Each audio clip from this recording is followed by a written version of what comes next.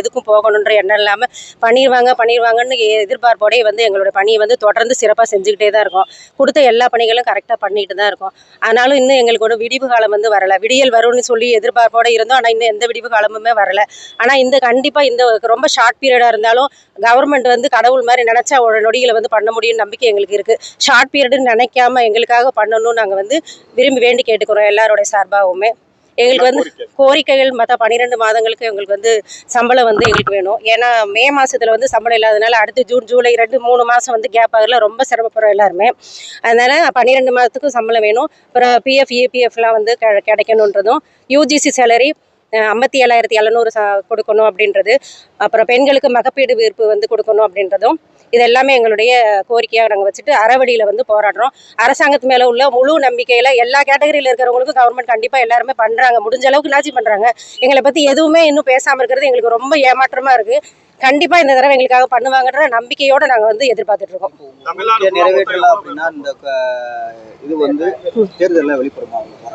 கோரிக்கையை நிறைவேற்றுவாங்க கண்டிப்பாக அப்படின்ற நம்பிக்கை எங்களுக்கு இருக்கு.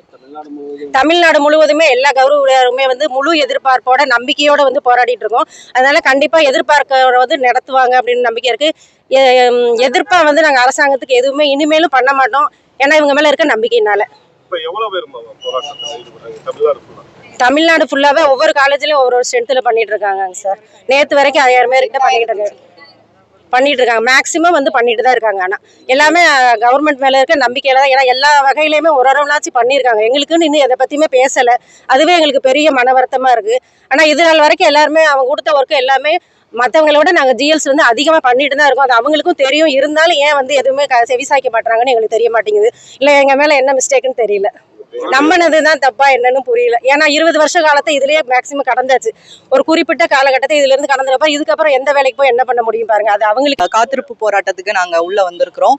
எங்களோட கோரிக்கைகளை அரசு ஏத்துக்கணுங்கிற ஒரு ஒருமித்த கருத்தோட நாங்க இந்த போராட்டத்துல நாங்க கலந்துகிட்டு இருக்கோம். கண்டிப்பா அரசு எங்களுக்கு நல்லது செய்யும். நாங்க அரசுக்கு எந்த காலத்திலையும் விரோதமா இருந்தது கிடையாது. அரசாங்கத்தால நடைமுறைப்படுத்துற எல்லா திட்டத்தையும் நாங்க எங்க பங்குக்கு எக்ஸ்ட்ராவா ஒர்க் பண்ணி தான் நாங்க எல்லா வேலையும் நாங்க செஞ்சிட்டு இருக்கிறோம். எங்களுக்கான நியாயமான உரிமைகளை தான் நாங்க அரசாங்கத்திட்ட கேட்டுட்டு இருக்கிறோம். எங்களுக்கு இந்த ஆட்சி வரணுங்கிறதுனால தான் நாங்க இந்த ஆட்சியை நாங்க தேர்ந்தெடுத்தோம். ஆனா எங்களுக்கு இப்போ வந்து கனவு காணுங்கள், உங்களோட திட்டங்களுக்கு என்ன வேணுமோ கேளுங்கிறாங்க. அதுக்கு தான் நாங்க இங்க இது கனவு கிடையாது, இங்க எங்களோட வாழ்வாதாரம்.